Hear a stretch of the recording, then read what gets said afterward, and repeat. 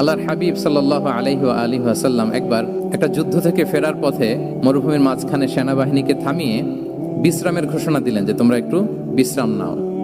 তো উনি একটা গাছের নিচে বিশ্রামের জন্য গেলেন এবং সেখানে গাছের ডালে ওনার তলোয়ারটা ঝুলিয়ে রাখলেন, ঝুলিয়ে বিশ্রাম নিতে লাগলেন, ঘুমিয়ে পড়লেন। হঠাৎ এক বেদুইন এসে রাসূল সাল্লাল্লাহু আলাইহি ওয়াসাল্লামের এই কোষবদ্ধ তলোয়ারটা কোষমুক্ত করে এরকম হাতে নিল। রাসূল সাল্লাল্লাহু আলাইহি ওয়াসাল্লাম ঘুম থেকে জেগে উঠলেন। এবার বেদুইন বলতে আরম্ভ করলো, মাইয়ামনাউকা মিন্নি, এই মুহাম্মদ তোমাকে এবার কে বাঁচাবে বলো, এই তো আমার হাতে তলোয়ার, কে বাঁচাবে?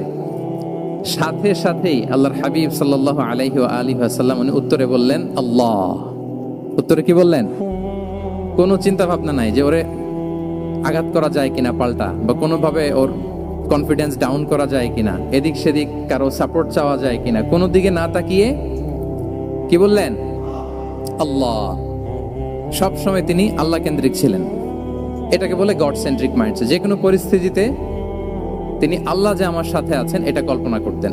এবং সুনানে আবু দাউদের একটি বর্ণনা এসেছে, রাসূল সাল্লাল্লাহু আলাইহি ওয়াসাল্লাম কান নবী সাল্লাল্লাহু আলাইহি ওয়াসাল্লাম ইযা হাযাবাহু আমরুন সাল্লা, তাকে যখন কোনো জিনিস বিচলিত করত তিনি জায়নামাজের মুসল্লায় দাঁড়িয়ে যেতেন, সালাতের জন্য দাঁড়িয়ে যেতেন। বিপদে পড়লেই আল্লাহর কাছে সেটা সঁপে দিতেন, শেয়ার করতেন। আমরা বর্তমানে কোনো বিপদে পড়লেই কি করি? আগে কোথায় শেয়ার করি? ফেসবুকে। আসলে করা উচিত কার সাথে? হ্যাঁ, আমার স্ত্রীর সাথে শেয়ার করার আগেও শেয়ার করব কার সাথে? আমার বন্ধুর সাথে শেয়ার করার আগেও শেয়ার করব কার সাথে?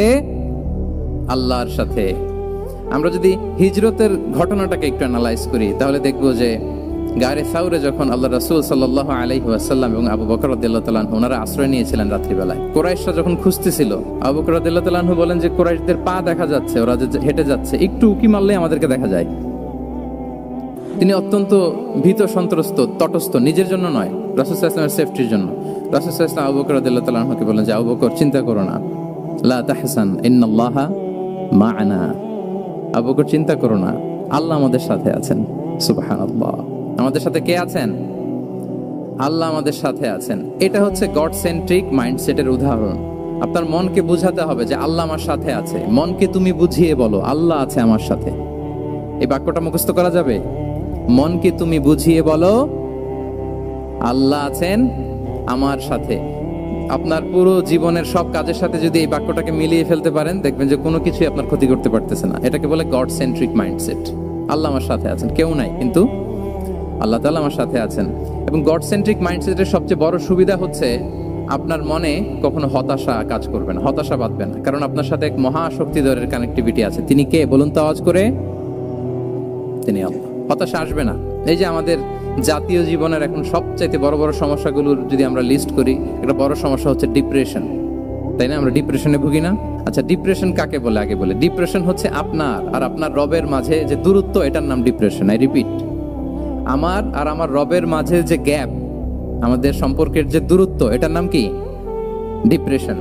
আপনি যত আল্লাহর সাথে সম্পর্ক জোরদার করতে পারবেন, ডিপ্রেশন আপনার থেকে দৌড়ে পালাবে। এজন্য আমাদের বিশ্বাসীদের জীবনে কোনো ডিপ্রেশন নাই, আছে? তাহলে ডিপ্রেশন হচ্ছে আপনার আর আপনার রবের মাঝে যে দূরত্ব, এই দূরত্ব দূর করে দেন, ডিপ্রেশন আপনিই পালাবে। দ্বিতীয় হিজরিতে যে বদরের যুদ্ধ হলো, সে বদরের যুদ্ধে ইবনে মাসউদ রাদিয়াল্লাহু তাআলা আনহু তিনি বর্ণনা করেন যে আল্লাহ রাসূল সাল্লাল্লাহু আলাইহি ওয়াসাল্লাম আগামীকাল যুদ্ধ, এর আগের দিন রাতে তিনি হাত তুলে এরকম দোয়া করতেছিলেন। আমরা তো এইভাবে দোয়া করি। আল্লাহর হাবিব সাল্লাল্লাহু আলাইহি ওয়া আলিহি ওয়াসাল্লাম তিনি দোয়া করতে করতে ইমোশনালি হাত এরকম উঁচু করে, হাত্তা ইউরা বায়াদু ইবতাইহি, বগলে শুভ্রতা দেখা যাচ্ছিল। উনি দোয়া করতেছিলেন আল্লাহুম্মা আনজিজ লি মা ওয়া'আতানি, আল্লাহুম্মা আতিনি মা ওয়া'আতানি, আল্লাহ তুমি যে বিজয় দিবে বলে প্রতিশ্রুতি করেছিল, ওই বিজয় আমাদেরকে দাও, ওই ভিক্টরি আমাদেরকে দাও। দোয়া করছিলেন। সাইয়েদনা আলী রাদিয়াল্লাহু তাআলা আনহু উনি বর্ণনা করছেন যে বদরের যুদ্ধের আগের রাতে আমরা সবাই ঘুমোচ্ছিলাম, কিন্তু রাসূল সাল্লাল্লাহু আলাইহি ওয়াসাল্লামকে দেখলাম যে না, উনি হাত তুলে শুধু আল্লাহর কাছে কান্না করছেন, দোয়া করছেন। আবু বকর রাদিয়াল্লাহু তাআলা আনহু উনি বলেন যে আমি যে দেখলাম যে তিনি ফজর পর্যন্ত দোয়া চালিয়েই যাচ্ছিলেন, দোয়া চালিয়েই যাচ্ছিলেন, দোয়া কন্টিনিউ করছিলেন তিনি। এবং দোয়া করতে করতে রাসূল সাল্লাল্লাহু আলাইহি ওয়াসাল্লাম এতটাই ইমোশনাল হয়ে গেলেন যে ওনার গায়ের চাদরটা নিচে পড়ে গেল। আবু বকর রাদিয়াল্লাহু তাআলা আনহু যে বলেন ইয়া নবী আল্লাহ কাফাকা মুনাশাদাতুকা রাব্বাক ফাইন্নাহু সাইউনজিজু লাকা মা ওয়া'দাক, হে নবী যথেষ্ট, এনাফ ইজ এনাফ, অনেক হয়েছে নবী, আর কাঁদতে হবে না, আপনার রব আপনাকে ভিক্টরি বা বিজয় দান করবে ইনশাআল্লাহ। যুদ্ধের আগের রাতে সেনাপ্রধান কি করে? এই কৌশল ওই কৌশল, কোন দিক দিয়ে অ্যাটাক করা যাবে, ওয়ার স্ট্র্যাটেজি ঠিক করে, তার সাথে যারা আছে তাদের সাথে পরামর্শ করে। কিন্তু রাসূল সাল্লাল্লাহু আলাইহি ওয়াসাল্লাম সব কিছু সেট করে দিয়ে কার সাথে কানেক্টিভিটি করেছেন বলুন তো? আল্লাহর সাথে। This is called God centric mindset, Allah centric mindset. আমার হৃদয়টা সবসময় কার সাথে জুড়ে থাকবে? আল্লাহর সাথে, কারণ উনি ছাড়া আমার কোনো ঠিকানাই নাই। তাহলে এই মেন্টালিটি যদি আমরা ধারণ করতে পারি, এটাকে বলে গড সেন্ট্রিক মাইন্ডসেট। তাহলে রাসূলুল্লাহ সাল্লাল্লাহু আলাইহি ওয়া আলিহি ওয়াসাল্লামের যে 12টা মাইন্ডসেটের কথা আমরা বলেছি, তার প্রথমটা হচ্ছে গড সেন্ট্রিক। আল্লাহ তাআলা আমাদেরকে গড সেন্ট্রিক মাইন্ডসেট দান করুক। আমরা যে কোনো পরিস্থিতিতে যেভাবেই থাকি না কেন, আমরা বিপদে আপদে সবসময় ভরসা রাখবো কার উপর? এটাই হচ্ছে গড সেন্ট্রিক বা আল্লাহ সেন্ট্রিক মাইন্ডসেট। আচ্ছা, 2 নাম্বার মাইন্ডসেট হচ্ছে vision oriented mindset. Vision oriented mindset মানে হচ্ছে যার মধ্যে দূরদর্শিতা আছে, ফার সাইটেডনেস আছে, who can anticipate the future, যে ভবিষ্যৎ আগাম অনুমান করে ফেলতে পারে, সামনের পরিস্থিতিকে আগাম অনুমান করতে পারার যে যোগ্যতা বা দীর্ঘমেয়াদী চিন্তা করতে পারার যে ক্যাপাসিটি, এটাকে বলে ভিশন ওরিয়েন্টেড মাইন্ডসেট। এটা আল্লাহ রাসূল সাল্লাল্লাহু আলাইহি ওয়া আলিহি ওয়াসাল্লামকে আল্লাহ তাআলা দান করেছেন। উনি ভবিষ্যৎকে আগাম বুঝতে পারতেন, আগাম অনুমান করতে পারতেন, এবং সে অনুযায়ী তিনি স্ট্র্যাটেজি, প্ল্যান, পরিকল্পনা এটা তিনি সাজাতে পারতেন। এটাকে বলে ভিশন ওরিয়েন্টেড মাইন্ডসেট। রাসূল সাল্লাল্লাহু আলাইহি ওয়াসাল্লাম 6ষ্ঠ হিজরিতে মদিনায় স্বপ্নে দেখলেন যে তিনি উমরা করতে যাচ্ছেন। তো নবীদের স্বপ্ন এটা কেবল স্বপ্ন নয়, এটা আল্লাহর পক্ষ থেকে ওয়াহি, রেভেলেশন। তো সেই হিসেবে তিনি 1400 সাহাবা নিয়ে উমরা করতে চলে গেলেন মক্কায়, কিন্তু মক্কাবাসী ঢুকতে দিল না, থামিয়ে দেয়া হলো। তো তখন একটা চুক্তি হয়েছিল, ওই চুক্তিতে বলা হলো, রাসূল সাল্লাল্লাহু আলাইহি ওয়াসাল্লাম লিখতে বললেন যে লিখো মিন মুহাম্মদ রাসূলিল্লাহ, আল্লাহর রাসূল মুহাম্মদের পক্ষ থেকে কুরাইশদের সাথে এই চুক্তি। কুরাইশরা আপত্তি করলো যে না, শুধু মুহাম্মদ লেখা যাবে, রাসূলুল্লাহ লেখা যাবে না, কারণ তুমি যে রাসূলুল্লাহ, আল্লাহর রাসূল, এটা যদি আমরা মেনে নেই তাহলে তোমার সাথে আর আমাদের দ্বন্দ্ব কিসের, আমরা তো ভাই ভাই হয়ে গেলাম, রাসূলুল্লাহ কাটো। সাহাবারা কেউ রাজি হয় না, বিশেষ করে ওমরে ফারুক রাদিয়াল্লাহু তাআলা, উনি রাজি হয় না, না না এটা কাটা যাবে না। রাসূল সাল্লাল্লাহু আলাইহি ওয়াসাল্লাম অনেক বলে কয়ে বুঝালেন যে না, দীর্ঘমেয়াদী চিন্তা করতে গেলে আমাদের এখন একটা শান্তি চুক্তির দরকার আছে, যাতে করে আমরা আমাদের গ্লোবাল নেভিগেশন সিস্টেম, দাওয়া সিস্টেমকে আরো স্ট্রং করতে পারি। অনেক বলে কয়ে রাসূলুল্লাহ কাটা হলো। এরপর তারা বলে চুক্তিতে লিখো যে এই বছর উমরা করতে দেয়া হবে না, এই বছর ফিরে যাবেন আপনারা সবাই। এটাও সাহাবারা রাজি হয় না, আল্লাহ রাসূল সাল্লাল্লাহু আলাইহি ওয়াসাল্লাম রাজি হলেন। আবার আরেকটা ক্লোজে লেখা হলো যে আগামী বছর আসলেও 3 দিনের বেশি থাকা যাবে না, সেটাও রাজি হয়ে গেল। রাসূল সাল্লাল্লাহু আলাইহি ওয়াসাল্লাম, সাহাবারা রাজি হচ্ছেন না।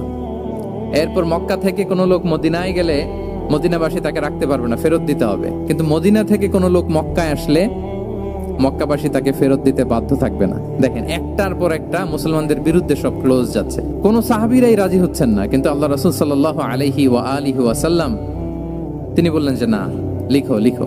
উমর ফারুক রাদিয়াল্লাহু তাআলা আনহু এতটাই রাগান্বিত হলেন, তিনি প্রশ্ন করলেন, ইয়া রাসূলুল্লাহ, আলাইসা আনতা নাবিয়্যুন হক, আপনি এই যে কম্প্রোমাইজের পর কম্প্রোমাইজ করে যাচ্ছেন, আপনি কি সত্য নবী নন, সত্য রাসূল নন? আলাসনা আলা দীনিন হক, আমরা কি সত্যের উপর প্রতিষ্ঠিত নই? আলাইসাল কুরআনু কিতাবুন হক, তো সব যদি সত্য হয় আপনি কেন এগুলো মানছেন? রাসূল সাল্লাল্লাহু আলাইহি ওয়াসাল্লাম বললেন যে ওমর, তুমি বাদ সেতো না, মেনে নাও। মেনে নিলেন, এবং এই মেনে নেওয়াটাকে আল্লাহ ভিক্টরি বলে ঘোষণা দিলেন, বিজয় বলে। আল্লাহু আকবার। ইন্না ফাতাহনা লাকা ফাতহাম মুবিনা। কারণ রাসূল সাল্লাল্লাহু আলাইহি ওয়াসাল্লাম অনেক দূর দেখেছেন, সাহাবারাই সামনের কিছু বিষয়ে তারা খেয়াল করছেন, কিন্তু রাসূলুল্লাহ সাল্লাল্লাহু আলাইহি ওয়া আলিহি ওয়াসাল্লাম তিনি অনেক দূর দেখতে পাচ্ছেন। আচ্ছা বলেন, 3 তলার উপর থেকে একজন একটা ভিউ দেখতে পায়, আর 30 তলা উপর থেকে আরেকজন একটা কন্ডোমিনিয়ামের উপর থেকে একটা পানোরামিক ভিউ দেখতে পায়, দুইজনের ভিউ দেখা কি একরকম হয়? বলেন, একরকম হবে? কখনোই হবে না। তাহলে 30 তলার উপর থেকে যিনি দেখবে, তিনি একটা পানোরামিক ভিউ দেখবে, দ্য টোটাল সিনারিও তার কাছে ক্রিস্টাল ক্লিয়ার হবে, যেটা সাহাবা রিদওয়ানুল্লাহি তাআলা আলাইহিম আজমাইন ওনাদের কাছে ক্লিয়ার ছিল না। তাহলে একটা প্ল্যানে কাজ করতেন না। আমরা তো এরকম করি, একটাই প্ল্যান। প্ল্যান কয়টা? এটা যদি ওয়ার্ক না করে শেষ, আমু নাই, সালাও নাই। কিন্তু রাসূলুল্লাহ সাল্লাল্লাহু আলাইহি ওয়া আলিহি ওয়াসাল্লামের প্ল্যান এ ছিল, প্ল্যান বি ছিল, প্ল্যান সি ছিল। প্ল্যান এ ওয়ার্ক না করলে প্ল্যান বি তে যেতেন, বি ওয়ার্ক না করলে সি তে যেতেন, এইভাবে তিনি কাজ করতেন। তাহলে এটা হচ্ছে বেসিকলি ভিশন ওরিয়েন্টেড মাইন্ডসেটের অধিকারী যারা, তারা এটা করে, যারা ফিউচারকে অ্যান্টিসিপেট করতে পারে, আগাম অনুভব করতে পারে যে কি হতে পারে সামনে। এই যে বাংলাদেশের বিভিন্ন প্ল্যান পরিকল্পনায় আমরা দেখা যায় যে এখান দিয়ে একটা ব্রিজ করে পরে ভাঙতে হয়, রাস্তা একটা তৈরির পরে ভাঙতে হয়, কোথায় এক টানেল হয়ে আছে প্রতি মাসে মাসে এখন লস হয়, তারপর 1 ঘন্টা বৃষ্টি হলে পুরো ঢাকা শহর এটা বন্যা হয়ে যায়। এগুলো হচ্ছে একাধিক প্ল্যান না থাকা, ভিশনারি অ্যাটিটিউডের অধিকারী না হওয়ার কারণে এই ঝামেলাগুলো আমাদের হচ্ছে। তো প্রফেটিক সিরার এই প্রফেটিক মাইন্ডসেট থেকে আমাদের নেয়ার বিষয় হচ্ছে এটা যে আমাদেরকে ভিশনারি অ্যাটিটিউডের হতে হবে। রাসূল সাল্লাল্লাহু আলাইহি ওয়াসাল্লাম ভিশন ওরিয়েন্টেড মেন্টালিটির ছিলেন। আগাম আজ থেকে 50 বছর পরে বাংলাদেশে কি ক্রাইসিস হতে পারে, আজ থেকে ঠিক 100 বছর পরে বাংলাদেশে কি হতে পারে, ওই রোড ম্যাপকে সামনে রেখে আমাদেরকে প্ল্যান করতে হবে। এটাকে বলে ভিশন ওরিয়েন্টেড মাইন্ডসেটের অধিকারী হওয়া এবং আপনার কমন সেন্স একসাথে হইলে ওটা উইজডম হয়ে যায়। রাসূল সাল্লাল্লাহু আলাইহি ওয়াসাল্লাম ছিলেন প্রজ্ঞায় সমৃদ্ধ এক মননের অধিকারী। ওনার সব কিছুতেই প্রজ্ঞা ছিল। উইজডম ইন গিভিং অ্যাডভাইস, উপদেশ দেওয়ার সময় ছিল। উইজডম ইন পলিসি মেকিং এর সময় সেখানে প্রজ্ঞা ছিল। Wisdom in action strategic plan, কোনো স্ট্র্যাটেজিক প্ল্যানের ক্ষেত্রে প্রজ্ঞা ছিল। রাসূল সাল্লাল্লাহু আলাইহি ওয়াসাল্লাম একই প্রশ্নের উত্তর এক একজনকে এক এক ভাবে দিতেন। অনেক সাহাবারা জিজ্ঞেস করতেন যে রাসূলুল্লাহ একই প্রশ্ন, একে বললেন এইটা, ওরে বললেন ওইটা, ওরে বললেন আরেকটা, এটা কেন? রাসূল সাল্লাল্লাহু আলাইহি ওয়াসাল্লাম বললেন যে আমি জানি ওর কিসে ঘাটতি, আমি জানি ওর কি প্রয়োজন, আমি জানি ওকে কোন নাসিহাটা দিলে কাজ করবে, ফলে এক একজনকে আমি এক এক ভাবে ক্লারিফাই করেছি। আল্লাহু আকবার। This is called wisdom. আচ্ছা, উইজডম, রাসূল সাল্লাল্লাহু আলাইহি ওয়াসাল্লাম যে উইজডম ড্রিভেন মাইন্ডসেটের অধিকারী ছিলেন, এটার কয়েকটা এক্সাম্পল আমরা সিরাত থেকে দেখি। মক্কা বিজয় হয়েছে কত হিজরিতে? 8ম হিজরিতে যখন মক্কা বিজয় হলো, তখন রাসূল সাল্লাল্লাহু আলাইহি ওয়াসাল্লাম আম্মাজান আয়েশার সাথে গল্প করছিলেন আর বলছিলেন, আয়েশা, লাউলা হাদাসাতু আহদি কওমিকা বিল কুফরি লানাকাতুল কাবাতা ওয়ালা জাআলতুহা আলা আসাসি ইব্রাহিম। আয়েশা, তোমার এই মক্কাবাসী, তোমার এলাকার লোকজন যদি একটা কেওস সৃষ্টি না করতো, তাহলে কাবার যে আসল শেপ, আমি ওই আসল শেপে এটাকে ফেরত নিতাম, কিন্তু নিতে গেলে এখন একটা ঝামেলা বাঁধবে, এজন্য নিব না। ব্যাপারটা হচ্ছে আমরা এখন যে কাবাটাকে দেখি, এটা হচ্ছে স্কয়ার আকৃতির। স্কয়ার মানে কি? বর্গাকৃতি, তাই তো? বর্তমান কাবা কোন আকৃতির বলেন তো? একটা বড় কিউবের সাইজ না? দূর থেকে দেখলে মনে হয় একটা বড় কিউবের সাইজ, কিউবের আকৃতি মানে স্কয়ার, চতুর্ভুজ। কিন্তু সাইয়েদানা ইব্রাহিম আলাইহিস সালাম যে কাবা নির্মাণ করেছিলেন, এটা কিন্তু এরকম কিউব ছিল না, ওটা ছিল রেক্ট্যাঙ্গেল। রেক্ট্যাঙ্গেল ছিল, মানে আয়তাকৃতির ছিল, এরকম লম্বা। এই যে এই টেবিলটা যেরকম, টেবিলের যে শেপ এরকম ছিল, এরকম লম্বা কাবা ঘর ছিল আয়তাকৃতির। কিন্তু এখন এটা কমে স্কয়ার আকৃতির হয়ে গেছে। এর কারণটা কি? কাবা একবার অগ্নিকাণ্ড ঘটার কারণে ধ্বংস হয়েছিল, ফলে কাবাকে আবার রিনোভেশন করা লেগেছিল, পুনর্নির্মাণ। তো কুরাইশরা সিদ্ধান্ত নিয়েছিল কাবা পুনর্নির্মাণে আমরা কোনো হারাম টাকা ইউজ করব না, যার কাছে যত হালাল টাকা আছে নিয়ে আসা হলো। কিন্তু হালাল টাকা যতটুকু জমা হয়েছে, এটা দিয়ে পুরো কাবা নির্মাণ হয় না, অর্ধেক হয়। ফলে কাবা যে আয়তাকৃতির ছিল, সেটা না হয়ে গেছে কি বলেন? বর্গাকৃতির, মানে স্কয়ার। ওই স্কয়ার কাবাই আজ পর্যন্ত রয়ে গেছে। কিন্তু ওই যে আয়তক্ষেত্রের যে শেপের মধ্যে যতটুকু জায়গা বাকি ছিল, ওইখানে দেখবেন একটা ক্রিসেন্টের মতো আছে, হেজরে ইসমাইল, হাতিমে কাবা বলে। ওইটার ভিতরে নামাজ পড়া আর কাবার ভিতরে নামাজ পড়া একই হুকুম। ওইটার ভিতরে নামাজ পড়া আর কাবার ভিতরে নামাজ পড়া কি একই হুকুম। ফলে ওই হাতিমের ভেতরে ফরজ সালাত আদায় হয় না, নফল সুন্নাত পড়া যায়। এমনকি কাবার ভেতরেও ফরজ সালাত আদায় করলে আদায় হবে না, কারণ নামাজের ফরজের মধ্যে একটা ফরজ হচ্ছে ইলা জিহাতিল কাবা, টু দ্য ডাইরেকশন অফ কেবলা। আপনার কেবলা মুখী হইতে হবে না। আপনি তো কাবার ভিতরে ঢুকে গেছেন, এখন কাবা কোন দিকে? কাবা তো নাই, বের হইতে হবে। বের হয়ে কাবা মুখী হলে সালাত হবে। তো তাহলে রাসূল সাল্লাল্লাহু আলাইহি ওয়াসাল্লামের উইজডম বা প্রজ্ঞাটা এখানে দেখেন। আম্মাজান আয়েশা রাদিয়াল্লাহু তাআলা আনহাকে উনি বললেন যে, আয়েশা, মক্কা তো বিজয় হলো, মক্কার কন্ট্রোল তো এখন আমার হাতে। চাইলে আমি কাবাকে ভেঙে সেই ইব্রাহিম আলাইহিস সালামের যে বেইজ, এরকম লম্বা করে শেপ দিতে পারি, কিন্তু দিব না। কেননা দিলে মক্কা একটা কেওস হতে পারে। কি হতে পারে? কারণ তারা একেবারে ভেরি রিসেন্ট মুসলমান হয়েছে, তারা না বুঝেই বলবে যে সে আদি কাবা, মুহাম্মদ এই কাবার অপমান করেছে, কাবাকে ভুলুণ্ঠিত করেছে, সম্মানকে নষ্ট করেছে, এরকম একটা কোশ্চেন রাইজ করতে পারে। এই জন্য আমি করলাম না। সুবহানাল্লাহ। This is called wisdom. এটাকে কি বলে? প্রজ্ঞা। এটাকে প্রজ্ঞা বলে। তাহলে আপনার জ্ঞান এবং আপনার কমন সেন্স দুইটা যখন কানেক্ট করে, তখন সেটা প্রজ্ঞা হয়। প্রজ্ঞার আরেকটা উদাহরণ যদি দেই সিরাত থেকে, রাসূল সাল্লাল্লাহু আলাইহি ওয়াসাল্লামের যে কনফ্লিক্ট রিজলভিং ক্যাপাসিটি ছিল, যখন কাবাকে পুনর্নির্মাণ করা হচ্ছে, তখন হাজরে আসওয়াদকে বের করা লেগেছিল, এবং রিনোভেশন শেষে আবার হাজরে আসওয়াদকে তার জায়গা মতো, মানে ব্ল্যাক স্টোন, যেটাতে চুমু দিলে মানুষের গুনাহ মাফ হয়ে যায়, হাজরে আসওয়াদ, চিনতে পেরেছেন না? ফলে অনেক বোনেরা যাদের জন্য হিজাব নিকাব মেনটেন করা হচ্ছে ফার্জ, পর্দার কোনো বালাই নাই, পুরুষের সাথে ধাক্কা ধাক্কি করে তার শরীর মিশে যাচ্ছে, গা মিশে যাচ্ছে, ধাক্কা ধাক্কি করে একটা সুন্নতের জন্য ফরজকে স্যাক্রিফাইস করে ফেলতেছে। মানে ফোকাস ঠিক নাই আর কি, কোথায় যে কোনটা করতে হবে ওইটাই ভুলে গেছে। তো এই হাজরে আসওয়াদ পাথরকে আবার জায়গা মতো রাখতে হবে। এখন কে রাখবে? এই নিয়ে মারামারি মক্কায়। বড় বড় 4টা গোত্র বলে এই গোত্র বলে আমি রাখবো, এই গোত্র বলে আমি রাখবো, আরেক গোত্র বলে রক্তের গঙ্গা বইয়ে দেবো মক্কায়, কিন্তু এই সম্মান অন্যকে নিচে দিব না, কারণ ইটস ভেরি প্রেস্টিজিয়াস ইস্যু। যে আমাদের গোত্র এই ব্ল্যাক স্টোন হাজরে আসওয়াদকে নিয়ে জায়গা মতো রেখেছে, এটা কাউকে দিব না। তো সবাই যখন মারমুখী, তখন আল্লাহ রাসূল সাল্লাল্লাহু আলাইহি ওয়া আলিহি ওয়াসাল্লাম তিনি সমাধান দিলেন যে মারামারির দরকার নাই, একটা চাদর নিয়ে আসো। নিয়ে আসা হলো। 4 গোত্রের 4 লিডারকে বললেন চাদরের 4 কোণা ধরো। 4 জন 4 কোণা ধরলো। রাসূল সাল্লাল্লাহু আলাইহি ওয়াসাল্লাম তিনি পাথরটা নিয়ে মাঝখানে রাখলেন। এবার 4 নেতাকে বললো আসো, জাতীয় 4 নেতা চলে আসো, কাবার সামনে চলে আসলো। এরপরে আল্লাহ রাসূল সাল্লাল্লাহু আলাইহি ওয়াসাল্লাম ওনার মোবারক হাত দিয়ে, বরকতময় হাত দিয়ে হাজরা আসওয়াদকে নিয়ে নিজ হাতে রাখলেন। এবার সবাই হ্যাপি, কারণ অংশগ্রহণ করতে পারছে। আসলে মূল স্ট্যাটাস কিন্তু চলে গেছে রাসূলের দিকে, নাকি? ওরা তো এটা টাচও করতে পারেনি, পারছে? ওরা চাদর ধরেই হ্যাপি, কিন্তু পাথরটা ধরেছিল কে? রাসূল সাল্লাল্লাহু আলাইহি ওয়াসাল্লাম। চাদরে রেখেছিল কে? রাসূল সাল্লাল্লাহু আলাইহি ওয়াসাল্লাম। চাদর থেকে নিয়ে আবার কাবা ঘরে সেট করেছিল কে? রাসূলুল্লাহ সাল্লাল্লাহু আলাইহি ওয়া আলিহি ওয়াসাল্লাম।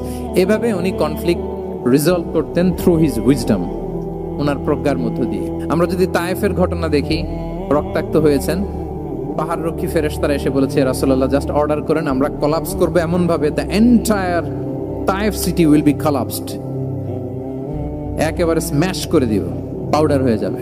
রাসূল সাল্লাল্লাহু আলাইহি ওয়াসাল্লাম বললেন না, বাল আরজু আন ইউখরিজাল্লাহু মিন আসলাবিহিম মান ইয়াবুদুল্লাহা ওয়াহদাহু ওয়া লা ইউশরিকু বিহি শাইআ।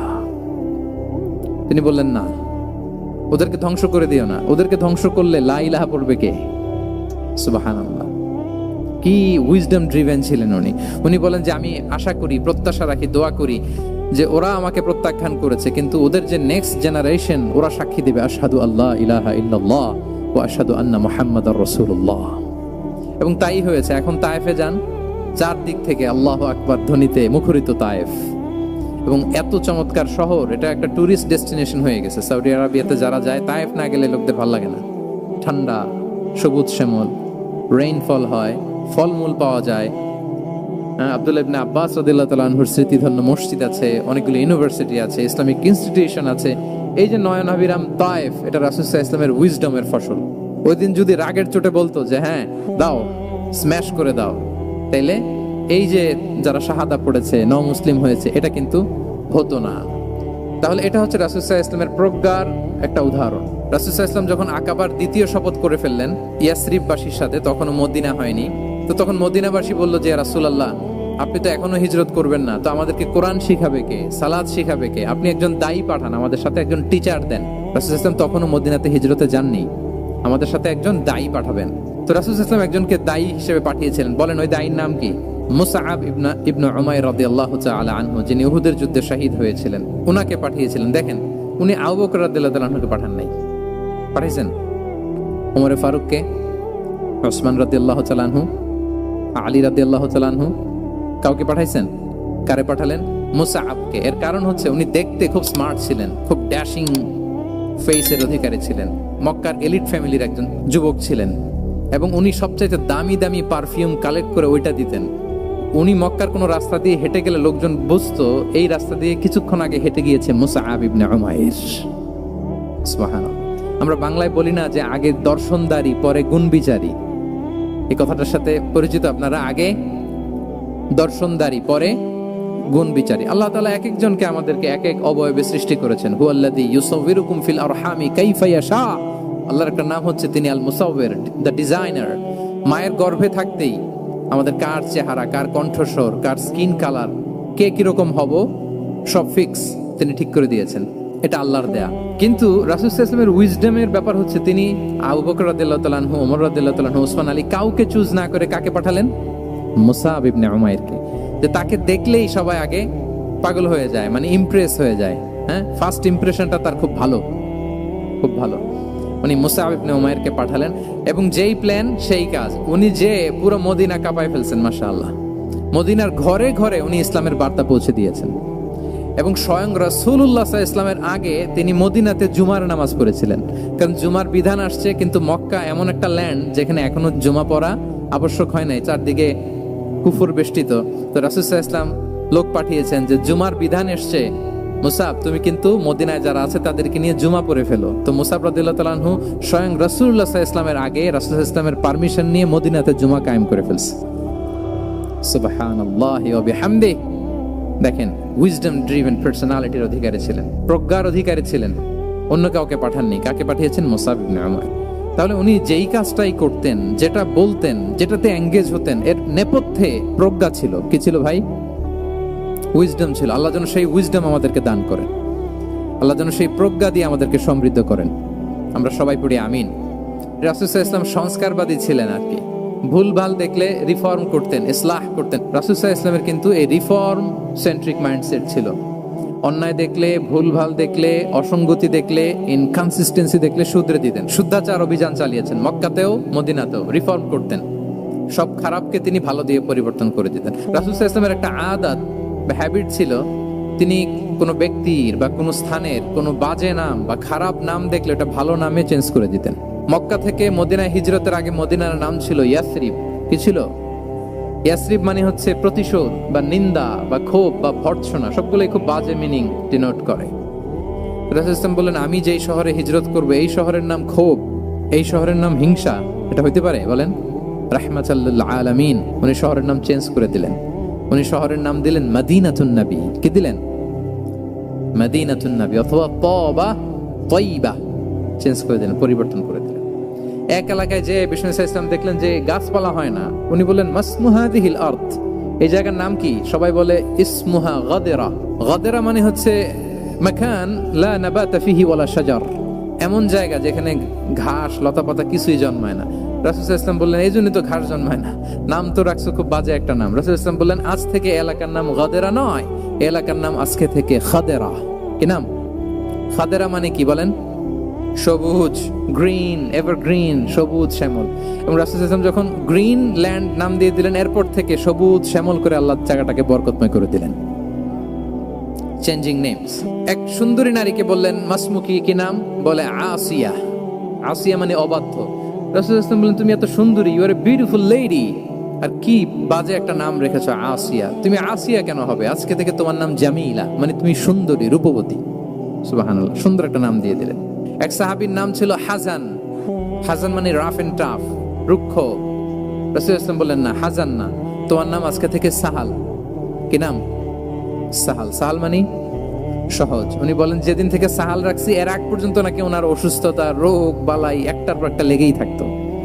যেদিন থেকে সাহাল, ওই দিন থেকে উনি বলেন যে আল্লাহ তাআলা নবীর এই নাম চেঞ্জ করে দেওয়ার বারাকায় আমার পুরো জীবনের সব কাজকে আল্লাহ তাআলা সহজ করে দিয়েছেন। তাহলে রিফর্ম সেন্ট্রিক মাইন্ডসেট। আমরাও খারাপ কিছু দেখলে ভালো দিয়ে পরিবর্তন করব। কি বলেন? আচ্ছা, এটা তো নাম চেঞ্জ করে দেয়া। এবার সোশ্যাল রিফর্ম তিনি কি কি করেছেন আমরা একটু দেখি। তিনি যখন যুবক, মক্কায় এক ইয়ামানি লোক ব্যবসা করতে এসে তার প্রোডাক্ট বিক্রি করার পরে, আস ইবনে ওয়াইল নামে এক লোকের কাছে বিক্রি করার পরে যখন দাম চাইতে গেল, আস বলে, আরে বেটা, আমরা মক্কার সন্তান, আমরা দাম দিব না। তো সে ভাবলো হয়তো আমার সাথে ঠাট্টা করেছে, হজের মৌসুম যাক, বেচাকেনা শেষ করে যাওয়ার পথে দামটা নিয়ে যাব। সে ফেরার দিন আবার গেল যে আমার তো জিনিসের দামটা আপনি দিলেন না। সে বলে, আমরা এই ভূখণ্ডের মালিক, আমরা দাম দেই না, এটা তো বড় জুলুম। সে কান্নাকাটি শুরু করলো। তার এই কান্নাকাটি দেখে আল্লাহ রাসূল সাল্লাল্লাহু আলাইহি ওয়াসাল্লাম, ওনার চাচা জুবাইর ইবনে আব্দুল মুত্তালিব সহ ইয়াং স্টার যারা আছে, দ্য ইয়ুথ অফ মক্কা, তাদের সবাইকে নিয়ে একটা সোসাইটি করলেন। এই যে আমরা হালাফুল ফুদুলের নাম শুনি না, যেটা বাংলায় আমরা কি বলি? হিলফুল ফুজুল। এই নামে তো অনেক সংগঠন আছে বাংলাদেশে। কি বলেন? যুবকরা কোনো সংগঠন করলে কমনলি এই নামটা পছন্দ করে, হিলফুল ফুজুল। আসলে এটার মূল নাম ছিল হালাফুল মুত্তাইয়িবিন। তিব মানে হচ্ছে রং। রাসূল সাল্লাল্লাহু আলাইহি ওয়াসাল্লাম সবাই মিলে, তখন জাহিলি যুগে একটা কালচার ছিল, বালতি ভর্তি রঙের ভেতরে হাত ঢুকিয়ে দিত, দিয়ে এই রং সমেত হাতটা তারা পাথরের মধ্যে লাগাতো, সবার হাত ওইখানে দিত। মানে আমরা হাতে হাত রেখে কমিটেড, আমরা ঐক্যবদ্ধ হলাম। সেখান থেকে হয়েছে হালাফুল মুত্তাইয়িবিন থেকে হালাফুল ফুদুল। ওনারা বলল যে না, আমরা সবাই থাকবো মাআল মাজলুমি দিদ্দা যালিম, আমরা মজলুমের পক্ষে থাকবো, জালেমের বিপক্ষে থাকবো। এবং যেই প্রতিজ্ঞা ওই কাজ। সবাই মিলে আস ইবনে ওয়াইলকে ধরলো, তার কাছ থেকে টাকা আদায় করে ওই ইয়ামানি ব্যবসায়ীর কাছে পৌঁছে দিয়ে তিনি মাজলুমকে সহায়তা করেছেন। সুবহানাল্লাহ। এবং এই টেন্ডেন্সি, এই জুলুম, চাঁদাবাজি যেগুলো ছিল মক্কার জমিনে, রাসূল সাল্লাল্লাহু আলাইহি ওয়াসাল্লাম এই সোশ্যাল রিফর্মের মাধ্যমে এটাকে সংস্কার করেছেন। তাহলে এই যে রিফর্ম সেন্ট্রিক আমাদের হইতে হবে। আমাদের সমাজেও এখন চাঁদাবাজি আছে না নাই? বলেন। খুন খারাপি আছে না নাই? সামাজিক অনাচার। তাহলে ঐক্যবদ্ধ হইতে হবে আমাদেরকে রিফর্মের জন্য। যুবক যারা আমরা আছি, যাদেরকে আল্লাহ আমাদের বলার সুযোগ দিয়েছে, লেখার সুযোগ দিয়েছে, ফিল্ডে কাজের সুযোগ দিয়েছে, আমরা সবসময় মজলুমের পক্ষে থাকবো, আমরা সবসময় জালেমের বিপক্ষে থাকবো। আমাদের নীরবতা আর আমাদের নিশ্চুপ থাকাই জালিমদেরকে আরো বড় বড় জালিম বানিয়েছে। রাসূলুল্লাহ সাল্লাল্লাহু আলাইহি ওয়াসাল্লাম বলেন, তোমরা মাজলুমের কান্নাকে ভয় করো, কেননা মাজলুমের কান্না আর আল্লাহর মাঝে কোনো ফারাক থাকে না, কোনো পর্দা থাকে না, বদদোয়া করলেই কবুল হয়ে যায়। তাহলে এভাবে রাসূলুল্লাহ সাল্লাল্লাহু আলাইহি ওয়া আলিহি ওয়াসাল্লাম তিনি সোশ্যাল রিফর্ম করেছেন। আমরা যদি ওনার পলিটিক্যাল রিফর্মের দিকে তাকাই, বিদায় হজের ভাষণে উনি সুদকে চিরতরে কবরস্থ করেছেন, সুদকে চিরতরে কবরস্থ করেছেন, এবং এটা অন্যের জন্য না, নিজের ঘর দিয়ে শুরু করেছেন। উনি বলেছেন যে এই হানাহানি রক্তপাত এটা বন্ধ, আমার গোত্রের একটা এরকম রক্তের দাবি আছে, এটা আমি শেষ ঘোষণা করলাম। এরপর বললেন যে সুদ কবর দিলাম, অন্য জায়গা থেকে না, আমার পরিবার থেকে। রাসূলুল্লাহ সাল্লাল্লাহু আলাইহি ওয়াসাল্লামের চাচা স্বয়ং আব্বাস রাদিয়াল্লাহু তাআলা আনহুর অনেক সুদের ট্রানজাকশন ছিল, ইন্টারেস্ট, সুদের ব্যবসা ছিল। রাসূলুল্লাহ সাল্লাল্লাহু আলাইহি ওয়াসাল্লাম বলেন, আজকে থেকে এই সুদ আমি চিরতরে মাটির নিচে কবর দিয়ে দিলাম। আল্লাহু আকবার। দেখেন সোশ্যাল রিফর্ম। তাহলে পরিবর্তন করতে হলে আগে নিজের ঘর থেকে, আগে কোত্থেকে, নাকি ওই ফ্যামিলি থেকে? হ্যাঁ, আমাদের মধ্যে যেটা হয়, আমরা ওয়াজ নসিহত বা ভালো কথা শুনলেই এটাকে ধরে নিই যে এটা ওর জন্য, ওর জন্য, মানে প্রত্যেকটা ওয়াজই যে আমার জন্য হইতে পারে, প্রত্যেকটা নসিহতের যে প্রাইম অডিয়েন্স আমি হইতে পারি, এইটা আমাদের মাথায় কেন যেন আসে না। আমরা কোনো ভালো নসিহত শুনলে আমরা ভাবি এটা আসলে সমাজে দরকার, ওর দরকার, আমার ভাইয়ের দরকার, কিন্তু এটা যে আমার দরকার, প্রতিটা নাসিহাতের প্রথম অডিয়েন্স হওয়া দরকার কে? আমি নিজে। তাহলে পরিবর্তন শুরু করতে হবে নিজ থেকে। ওর এই সমস্যা, ওর এই সমস্যা, ওর এটা, আরে মিয়া তোমার কি সমস্যা ওইটা বলো। শুধু ওর ওর না দেখে নিজেরটাও দেখতে হবে। দেখেন, অন্যের দিকে এক আঙ্গুল দেখালে নিজের দিকে কয় আঙ্গুল যায় বলেন তো? এই যে নিজের দিকে কিন্তু তিনটা। আমি যদি এরকম করি তা আমার দিকে আসে তিনটা। এজন্য নিজ থেকে, নিজের ফ্যামিলি থেকে আমরা সংস্কার শুরু করব। কি বলেন? ওমরে ফারুক রাদিয়াল্লাহু তাআলা আনহু যখন ফ্যামিলি মিটিং এ বসতেন, উনি ওনার সন্তানদেরকে বলতেন, শোনো, তোমরা খলিফাতুল মুসলিমিন, আমিরুল মুমিনিনের সন্তান, তোমাদের কোনো বাজে কাজ যদি সমাজে আসে, তোমাদের কোনো অন্যায় যদি আমার কানে আসে, অন্যের জন্য যা শাস্তি তোমাদের জন্য হবে ডবল শাস্তি। ওমরে ফারুক সন্তানদেরকে বলতেন, তোমরা যদি কোনো ভুল করো, একটা যদি হদ কায়েম করা লাগে এমন অন্যায় যদি করো, একটা হচ্ছে আল্লাহর দেয়া হদ, আর একটা হবে আমি উমরের দেয়া হদ। কারণ আমার মতো খলিফাতুল মুসলিমিনের সন্তান হয়ে পাপ তুমি কেন করলে? দেখেন অন্যের বাচ্চা কি করছে, অন্যের, আমাদের তো ওই মেয়েটার সমস্যা, ওনার ছেলের সমস্যা, এগুলো আমার ছেলের যে কি অবস্থা, আমার পরিবারের যে কি হালাত, আমার স্ত্রীর যে কি দশা, ওইটা নিয়ে আমরা ভ্রুক্ষেপ করি না বা চিন্তা করি না। তাহলে সম্মানিত সুধী মণ্ডলী, আমরা পরিবর্তন শুরু করবো কোত্থেকে? অন্যের বাড়িঘর থেকে নাকি নিজ থেকে? আল্লাহ তাআলা আমাদেরকে তৌফিক দান করুক। যে কেউ ওনাকে অ্যাপ্রোচ করতেন পারতেন easily, he was very approachable. ছোট বড় আবাল বৃদ্ধ বনিতা ওনার সাথে কথা বলতে স্বাচ্ছন্দ্য বোধ করতো, ভয় পেত না। এজন্য সিরাতের পরতে পরতে দেখবেন এক শিশু এসে প্রশ্ন করে, নারী এসে প্রশ্ন করে, বৃদ্ধ এসে প্রশ্ন করে, বন্ধু এসে প্রশ্ন করে, শত্রু এসে কনভারসেশন করে, সবাই এসে ওনার সাথে কথা বলতে পারতো। সুবহানাল্লাহ। এবং এগুলো উনি অ্যাকোমোডেট করতে পারতেন। আসির আল হালাবিয়া থেকে নেয়া একটা বিখ্যাত সিরাতের গ্রন্থ। বদরের যুদ্ধে রাসূল সাল্লাল্লাহু আলাইহি ওয়াসাল্লাম বদরের মাঠে সেনা ক্যাম্প স্থাপন করলেন। কি ক্যাম্প? সেনা ক্যাম্প স্থাপন করলেন। আল হুবাব ইবনুল মুনজির রাদিয়াল্লাহু তাআলা আনহু এক সাহাবী, উনি বললেন, ইয়া রাসূলুল্লাহ, এই যে সেনা শিবির যে এখানে স্থাপন করলেন, এটা কি আপনার নিজের ইচ্ছায় না আল্লাহর আদেশে? দেখেন, সেনাপতিরে কোন সাধারণ সৈনিক এই প্রশ্ন করতে পারে? করলে চাকরি থাকবে? কিন্তু রাসূল সাল্লাল্লাহু আলাইহি ওয়াসাল্লামের কাছে সাহস নিয়ে আল হুবাব ইবনুল মুনজির বলে, ইয়া রাসূলুল্লাহ, এই যে সেনা শিবির স্থাপন করলেন, এটা কি আপনার ইচ্ছায় নাকি এটা ওয়াহী? রাসূল সাল্লাল্লাহু আলাইহি ওয়াসাল্লাম বললেন, না, এটা ওয়াহী না, এটা ওয়াহী না, বাল হুয়া রায়ু ওয়াল হারবু ওয়াল মাকিরা, না, এটা যুদ্ধের কৌশল হিসেবে আমি করেছি। আল হুবাব ইবনুল মুনজির বললেন, ইয়া রাসূলুল্লাহ, তাহলে সঠিক জায়গায় সেনা ক্যাম্প স্থাপন হয় নাই। রাসূলের দিকে তাকিয়ে বলতেছেন যে আপনি যেখানে করছেন ওখানে ঠিক হয় না ইয়া রাসূলুল্লাহ, আপনি অভয় দিলে আমি বলতে পারি কোথায় ঠিক হবে। রাসূল সাল্লাল্লাহু আলাইহি ওয়াসাল্লাম বললেন, তাই? আমি যেটা করছি এটা ঠিক হয় নাই, তাহলে কোনটা ঠিক বলো? উনি বললেন, ওই যে বদরে একটা কুয়া আছে যেখানে পানির ব্যবস্থা আছে, ওইটার সামনে ব্যারিকেড দিয়ে আমাদের শিবির করতে হবে। তাহলে আমরা বদরের কুয়া থেকে পানি খাইতে পারবো, সারাদিন পানি খাবো, আর কাফিররা যুদ্ধে তো মারা যাবে, পানির অভাবে মারা যাবে। সুবহানাল্লাহ পড়বেন না? রাসূল সাল্লাল্লাহু আলাইহি ওয়াসাল্লাম বলেন, আরে তাই তো, তুমি তো ঠিকই বলেছো, এভাবে তো আমি ভেবে দেখিনি। আবার তিনি অ্যানাউন্স করে দিলেন যে সেনা শিবির এখানে যেই তাঁবু টাঙানো হয়েছে এখান থেকে মুভ করে আল হুবাব যেখানে ইন্ডিকেট করেছে ঠিক ওই জায়গায় যে শিবির স্থাপন করো। তাহলে আওয়াজ করে বলুন, ওপেন মাইন্ডেড না ন্যারো মাইন্ডেড? আমরা অনেক সময় আমাদের অধীনস্থদের কথা শুনতে চাই না। অনেক সময় অধীনস্থদের মাথা থেকেও দারুণ দারুণ দুর্দান্ত আইডিয়া চলে আসতে পারে। ইগনোর করবেন না সব সময়। আপনি দেখবেন যে তার কাছ থেকে ভালো আইডিয়া এসছে কিনা। তাহলে রাসূল সাল্লাল্লাহু আলাইহি ওয়াসাল্লাম এটাকে ইগনোর না করে অ্যাকোমোডেট করলেন। সুবহানাল্লাহ। খন্দক যুদ্ধের কথা যদি দেখি, পরীক্ষা খননের অ্যাডভাইস কে দিয়েছিল? মক্কার কোন লোক, সালমান আল ফারিসি। বাড়ি কোথায়? ইরান। সেই পারস্য থেকে এসে বললেন যে এখানে পরীক্ষা খনন করলে ভালো হয়। 5.5 কিলোমিটার পরীক্ষা খনন করে ফেললেন। 4.5 মিটার প্রশস্ত, 3.5 মিটার হচ্ছে এটার ডেপথ। পুরো মদিনার সবাই মিলে এটা করে ফেললেন। তার মানে আমি সব বুঝি, আমি সব জানি, এই মেন্টালিটি থেকে আমাদের বেড়ে আসতে হবে। এটা হচ্ছে একটা ন্যারো মাইন্ডেড পার্সোনালিটির অধিকারী, যে আমি যেটা বলছি ওইটা, এটার পরে কোনো কথা নেই, এটা ভুল। বরং আমার টিমের মধ্যে থেকে যদি কোনো ভালো অপিনিয়ন আসে সেটা আমি রিভাইজ করব। কি বলেন, পারা যাবে না?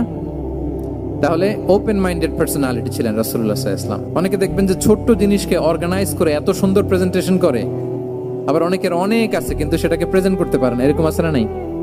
রাসূল সাল্লাল্লাহু আলাইহি ওয়াসাল্লাম অল্প রিসোর্স দিয়ে অনেক বড় কিছু অ্যারেঞ্জ করতে পারতেন। সুবহানাল্লাহ।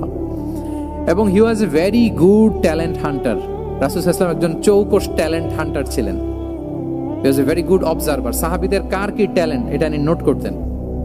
যার যে দক্ষতা, তাকে তার ওই দক্ষতা দিয়ে ইসলামের সেবা করতে উৎসাহ দিতেন। যখনই কোনো প্রতিভাবান সাহাবীকে তিনি দেখেছেন, তিনি ইসলামের জন্য সেই প্রতিভাকে কাজে লাগানোর চেষ্টা করেছেন। একজনকে দিয়ে সবটা করেননি। আমাদের সমাজে একটা ভুল ধারণা আছে, আমরা অনেকে একজনের কাছ থেকে সব কামনা করি। একজন সব করতে পারে না, পারে? যারা পারে ও কোনোটাই ভালোভাবে পারে না, সব পারে, একটু একটু পারে। তো রাসূল সাল্লাল্লাহু আলাইহি ওয়াসাল্লাম ট্যালেন্ট হান্টার ছিলেন। যার যেখানে ট্যালেন্ট তাকে ওই কাজে লাগাতেন। বলেন তো, খালিদ বিন ওয়ালিদ রাদিয়াল্লাহু তাআলা আনহুকে আল্লাহ রাসূল সাল্লাল্লাহু আলাইহি ওয়াসাল্লাম কি কাজে লাগিয়েছিলেন? অনেক পরে ইসলাম ধর্ম গ্রহণ করেছেন, কিন্তু যুদ্ধের অভিযানে পাঠিয়েছেন এবং পরবর্তীতে তিনি সেনা প্রধান হয়েছিলেন মুসলিম ব্যাটালিয়নের। কারণ উনি ওয়ার স্ট্র্যাটেজি জানতেন। ওনার আক্রমণের কারণে তো উহুদের প্রান্তরে মুসলিমরা প্রায় নাস্তানাবুদ হওয়ার অবস্থা, তাই না? অনেক পরে আল্লাহ তাআলা ওনাকে ইসলামের জন্য কবুল করলেন। তাহলে উনি ওয়ার স্ট্র্যাটেজি জানতেন, ফলে রাসূল সাল্লাল্লাহু আলাইহি ওয়াসাল্লাম ওনাকে যুদ্ধের জন্য কাজে লাগিয়েছেন। তাহলে সবাইকে একটা দিলে হবে না, প্যারাসিটামল 3 বেলা সবার জন্য হবে নাকি? যার যে রোগ সে অনুযায়ী প্রেসক্রিপশন। খালিদ বিন ওয়ালিদ রাদিয়াল্লাহু তাআলা আনহু তিনি সমরবিদ ছিলেন, রণকৌশলী। ওনাকে বানিয়েছেন সেনা প্রধান। আওয়াজ করে বলুন, কি প্রধান? উনি সেনা প্রধান হয়েছিলেন। আচ্ছা, আপনারা হাসান বিন সাবিত রাদিয়াল্লাহু তাআলা আনহুর নাম শুনেছেন নিশ্চয়ই। ওনাকেও তো যুদ্ধের ময়দানে পাঠিয়েছেন না? ওনারা পাঠিয়েছেন। ওনারা দিয়ে কি করছেন বলেন? কবিতা লিখতেন। ওনার কাব্য প্রতিভা ছিল। উনি বেসিক্যালি যুদ্ধ করতে জানতেন না, এজন্য রাসূল ইসলাম যুদ্ধে ওনাকে পাঠাতেনও না। বিভিন্ন যুদ্ধে ওনাকে না পাঠিয়ে নারীদেরকে, মদিনার নারী, শিশু, ভালনারেবলস যারা আছে তাদেরকে দেখভাল করার জন্য মদিনায় উনি রেখে যেতেন। কারণ আল্লাহ তাআলা ওনাকে কাব্য প্রতিভা দিয়েছিলেন। ওনার এক এক কবিতা পড়লে গায়ের লোম খাড়া হয়ে যায়। You will have goosebumps, literally আপনার গায়ের পশম দাঁড়িয়ে যাবে। এবং উনি ওনার কবিতা দিয়ে মুসলিমদেরকে, সাহাবীদেরকে উজ্জীবিত করতেন। মসজিদে নববীতে আল্লাহ রাসূল সাল্লাল্লাহু আলাইহি ওয়াসাল্লাম ওনার মিম্বারের পাশে শুধু হাসান বিন সাবিত রাদিয়াল্লাহু তাআলা আনহুর জন্য আলাদা একটা মিম্বার বানিয়েছিলেন, যে হাসান তুমি ওখানে উঠে কবিতা লিখে আমার সাহাবাদেরকে উজ্জীবিত করবে জিহাদের জন্য। আল্লাহু আকবার। তাহলে একজনকে সেনাপ্রধান, আরেকজনকে জাতীয় কবি, আরেকজনকে হাসান বিন সাবিত রাদিয়াল্লাহু তাআলা কি বানালেন? জাতীয় কবি বানালেন। আচ্ছা, হুযাইফা ইবনে ইয়ামান রাদিয়াল্লাহু তাআলা আনহু, ওনার ছিল ডিটেকটিভ মাইন্ড, এজন্য ওনাকে রাসূল সাল্লাল্লাহু আলাইহি ওয়াসাল্লাম মদিনার গোয়েন্দা বিভাগের প্রধান বানিয়েছেন, হেড অফ ডিটেকটিভ ডিভিশন। হুযাইফা ইবনে ইয়ামান ছিলেন মদিনার কি? হেড অফ ইন্টেলিজেন্স, গোয়েন্দা বিভাগের প্রধান। মুআয ইবনে জাবাল রাদিয়াল্লাহু তাআলা আনহু প্রশাসনিক কাজ খুব ভালো বুঝতেন। মদিনার সবচাইতে বড় সিনিয়র আমলা ছিলেন মদিনা রাষ্ট্রের। মদিনা রাষ্ট্রের সবচাইতে সিনিয়র আমলা মুআয ইবনে জাবাল রাদিয়াল্লাহু তাআলা আনহুকে রাসূল সাল্লাল্লাহু আলাইহি ওয়াসাল্লাম কবিতা লেখার দায়িত্বও দেন নাই, গোয়েন্দাগিরি করতে দেন নাই, ওনাকে ইয়ামানের গভর্নর করে পাঠিয়েছেন। সুবহানাল্লাহ। তাহলে যার যে যোগ্যতা তাকে সেই জায়গায় কাজে লাগানো, এটাকে বলে এন্টারপ্রেনাল মাইন্ডসেট। এটা কি বলে?